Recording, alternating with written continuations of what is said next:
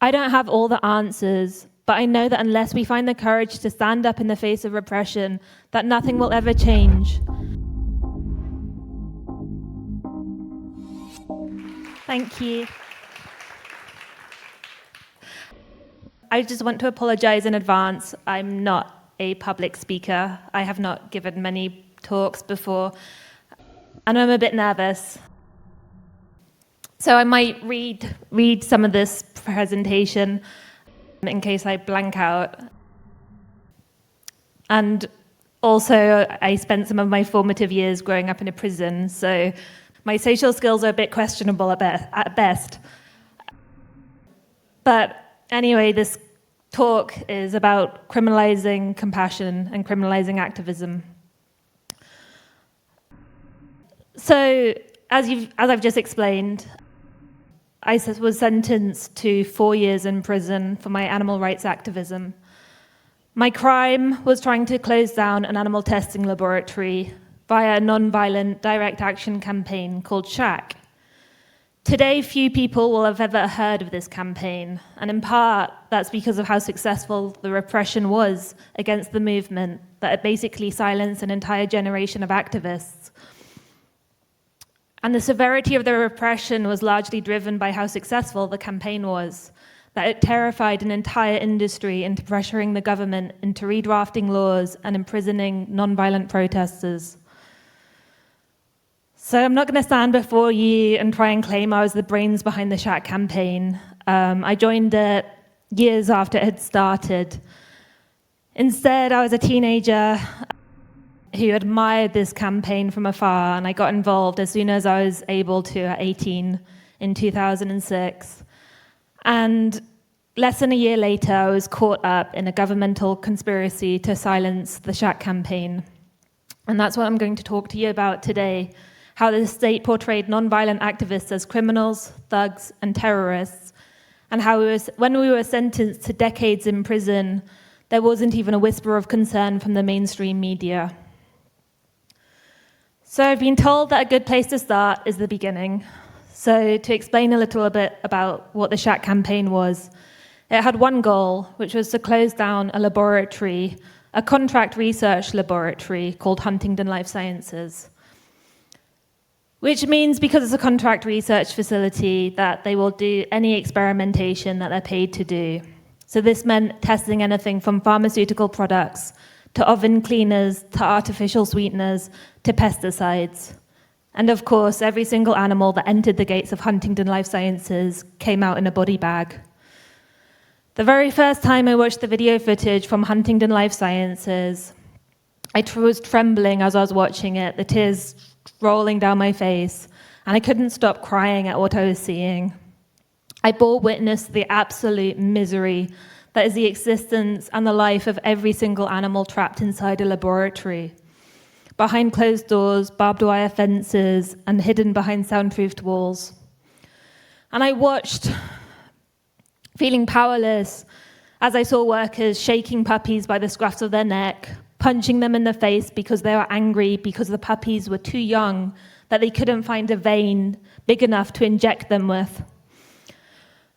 And I watched as they forced tubes down the throats of puppies and heard them screaming out in pain as they had poisons forced down their throat and chemicals poured into their stomachs, chemicals that would cause those animals to vomit, to bleed on the cages on the floors of their cages, and eventually to die trembling alone. And that day I made a promise to those animals inside Huntington Life Sciences that I would do everything within my power to help them. It was a promise that would lead me to a prison cell. So the SHAC campaign decided early on that standing outside the laboratory every day wasn't going to have much of an effect. So instead it involved tertiary targeting, which meant taking down any company that was dealing with Huntington Life Sciences and asking them to divest from the campaign, from the laboratory. This meant targeting its service providers, the people who are providing Huntington Life Sciences with its banking services, with its insurance services, its suppliers, the people supplying them with laboratory cages, the people supplying them with cleaning products, even their toilet roll.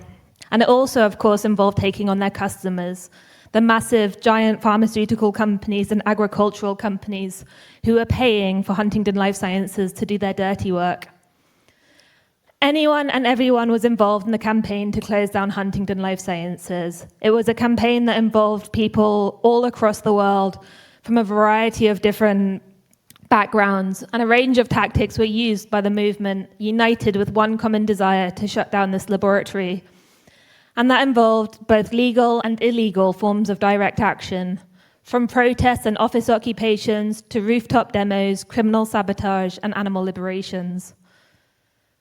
Unsurprisingly, very shortly, the Shack campaign made a lot of enemies. Shack had made things personal. While often companies hide behind glass facades, the truth is that every single company is made up of individual people who make the decisions. And it's those decision makers that Shack was determined to reach. And this meant home demonstrations outside the homes of CEOs of pharmaceutical companies. People were camped out in their gardens, swimming in their swimming pools, climbing on their roofs, protesting outside their golf clubs, and even disrupting their ballets. Hundreds of companies severed their ties to Huntington Life Sciences over the years, including the world's largest bank and the world's largest insurance provider. Shack had identified the cracks in the system, that these companies are not invincible. And soon these powerful companies began to band together to put pressure on the government to dismantle our campaign. Pharmaceutical companies began to threaten the British government that unless they took action to crack down on activists, the pharmaceutical companies would leave the UK, which would cost the British economy billions. And a concerted effort began to shift public opinion against anti-vivisection activists and lose us public support. The BBC ran a 3-part soap opera dedicated to a fictional animal rights bombing campaign that involved people being maimed and killed by animal rights activists. Of course, we know that animal rights activists have never killed anyone, but that didn't stop the media and the politicians putting out this image that activists were something to be scared of. Lobbying groups lobbied press, politicians, and human rights groups so that when they finally enacted the legislation, very few people spoke out or showed any concern about it. Undercover police and corporate spies acted as agent provocateurs. In one case, an undercover police officer called Rod Richardson ran into a subsidiary of GlaxoSmithKline with an axe and emptied liquid all over the floor, which was then brought up in the Houses of Parliament as an example of how bad and dangerous these activists were. Adrian Radford, a corporate spy, was implanted in the Shack campaign. And when he couldn't find evidence of criminality, he invented his own, forming an ALF cell, which went out and chose specific targets which were designed to see people get rounded up and sent to prison. Legislation was introduced and amended which criminalized activists and outlawed office occupations, home demos, and conference disruptions. And Huntington Life Sciences bought one of the most restrictive court injunctions ever imposed in Britain. And other companies followed suit, going into the civil courts and paying millions for court orders which would prevent activists from protesting outside their facilities more than a few times within a certain month, which prevented us from wearing costumes or using loudhailers, which limited how many people were allowed to attend a protest. And our sources of funding were attacked with crackdowns on street fundraising efforts, with the claim that we were raising money for terrorism. The screws tightened on above-ground organizers because they couldn't target the underground movement. And SOCPA legislation was introduced in the UK, which made it a specific criminal offence to interfere with the contractual relationship of an animal testing laboratory. It made it a crime to protest against vivisection, and it was the only industry where you were facing a prison sentence. And if you did the same action against, say, for instance, an arms dealer or any other industry, you weren't facing the same consequences as for the anti-vivisection movement. And so it was in this environment that I decided would be a great time to become an animal rights activist. I joined in 2006. There I am. And on the very first protest I attended in the UK, after having moved there, I was arrested. And I hadn't done anything, I promise. All I had done was hold a placard on the side of a public road. And for this, I was being put in handcuffs, taken away to a police station where I had my DNA taken, my fingerprints taken, and I was held in a police cell for over 12 hours before they let me out in the middle of the night, about 2 a.m., and made me walk home. And this display from the police seemed designed to intimidate us. Every single person who had attended that protest, it was a completely peaceful protest. There were only 5 of us. We were all teenagers, and it seemed designed to intimidate us into inaction.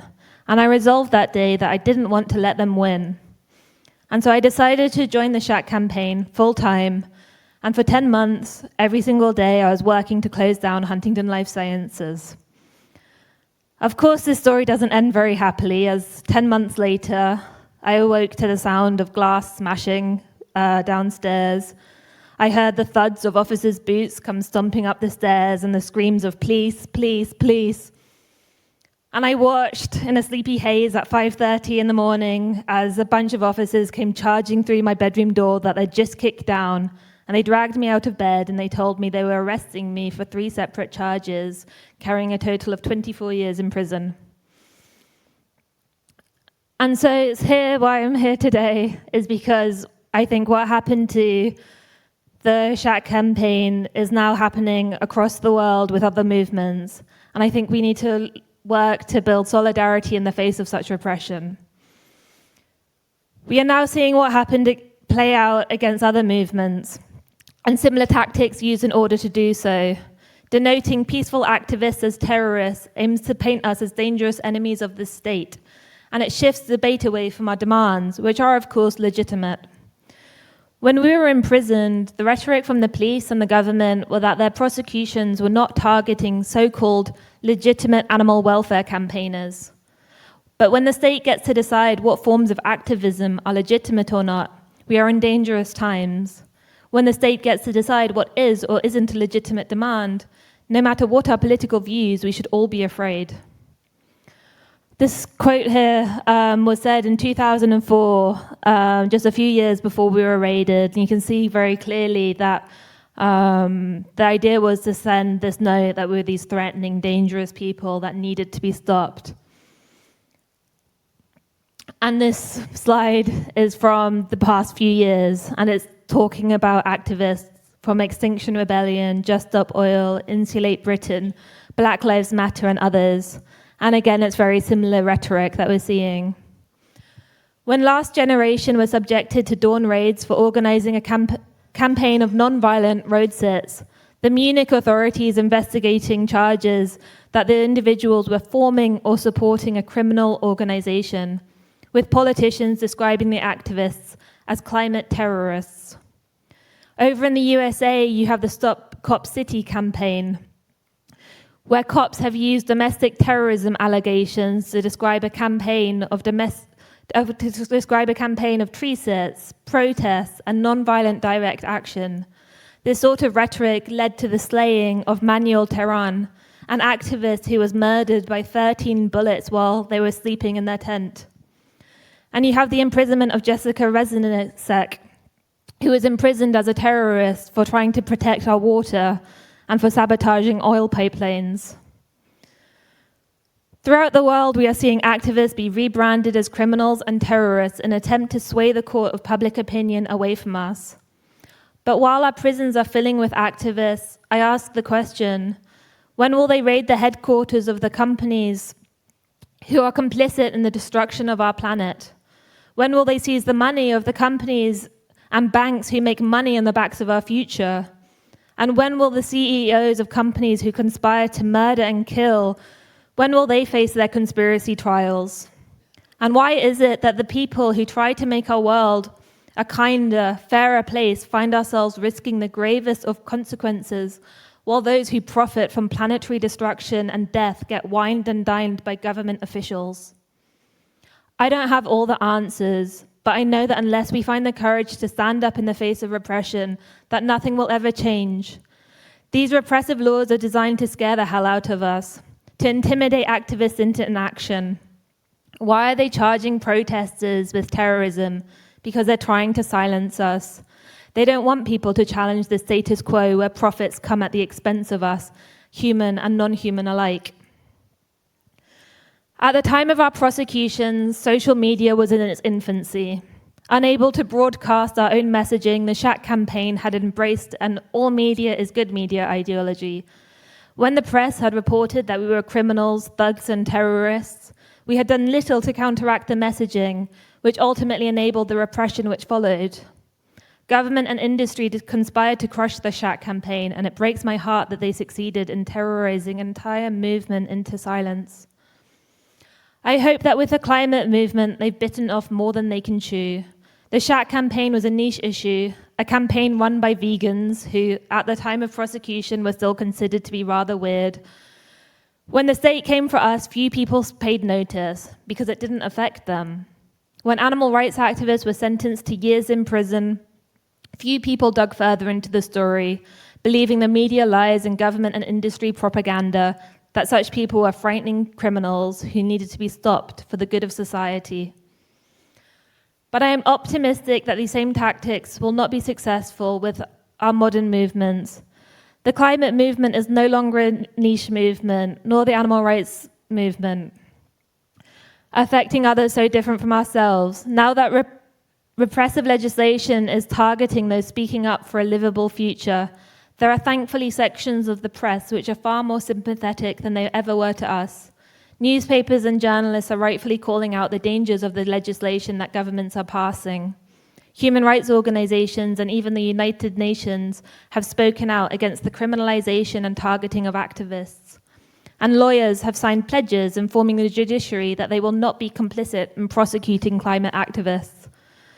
Solidarity in the face of injustice is a powerful thing. It is important for social justice movements to understand themselves as an ecosystem, one that mobilizes to stop new threats and prepares to support people practically if those threats are enacted, while building towards a new world. What happens to one of us happens to all of us. The authorities got away with their repression of animal rights activists, largely because of the speciesism that so plagues our society. By understanding that all oppression is tied together, we stand a better chance of defending ourselves against a government that protects corporate interests over lives. The powers that be targeted the Shack campaign because they could get away with it. For years, they had isolated us and eroded public support. I think that's why it's so very important for us to stand in solidarity with one another and to support each other consistently. We do not have to agree with every tactic or goal of every social justice movement, but when someone stands up to injustice and faces the wrath of the state, I think it is so important to remember the words of Angela Davis: "If they come for me in the morning, they will come for you in the night." When we can recognize that we share the same goal, a dream of a kinder world, we can find the strength to stand shoulder to shoulder with those who need our unwavering support and solidarity. So I'm standing here before you, having endured some of the consequences of taking action. I'm not going to lie to you and say that prison wasn't hard. The trauma of it still affects me to this day. Prison is a horrible, violent institution, and I wouldn't wish for any of you to ever end up there. However, I also know that the state imprisons those who upset the status quo, and I know how very important it is for us to challenge that status quo. Because if we don't fight, we've already lost. We can survive prison. I stand before you and speak as someone who has come out of it, broken but alive. Meanwhile, the animals don't survive.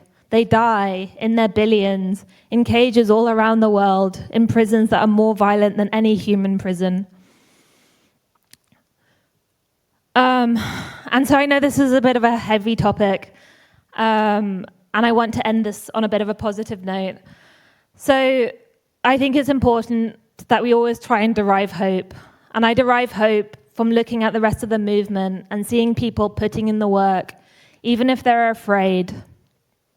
And I think it's right for all of us to be afraid because the consequences are real, but it shouldn't stop us from taking action. And so I derive hope from knowing that when we were arrested on May the 1st in 2007, when I was banned from being involved in the Shack campaign any further, no longer allowed to protest, 2 young activists in their early 20s took over running the Shack campaign. And they knew what was awaiting them. They knew very likely that they would be next in line. They had been arrested that day too, but not charged. And they took over running the Shack campaign, knowing full well that they were likely facing prison too if they continued to continue the Shack campaign. But they didn't give up, and they continued the campaign until they ended up in prison too, because they knew as well as any of us did what it was all for. They had heard the cries of those animals locked up inside Huntington Life Sciences, awaiting torture and certain death. And they had seen the most heinous animal abuse that anywhere outside of a laboratory would be illegal and seen for the barbarism it is. And they couldn't turn their backs on that. And they didn't. And I think that's where I find hope, is knowing that there are people out there who fight with all of their hearts for what is right, who put in the work even when they know that the most terrifying consequences await them, because it's the right thing to do. I hope that all of us today can continue to find the same strength to fight for justice, because it's the only way that we are ever going to achieve it, by the actions of the people who refuse to remain silent, who refuse to be intimidated into inaction, and who never stopped fighting for change. And I find hope too in seeing activists today picking up the baton from where we left off and taking on the vivisection industry in new and inspirational ways. My heart could have bursted when I saw the beagle puppies liberated by Animal Rising from MBR Acres in the UK. And so that's where I derive the most hope for our future, knowing that our love for each other and for justice and for the causes that we care about is stronger than any prison bars could ever wish to be. Thank you.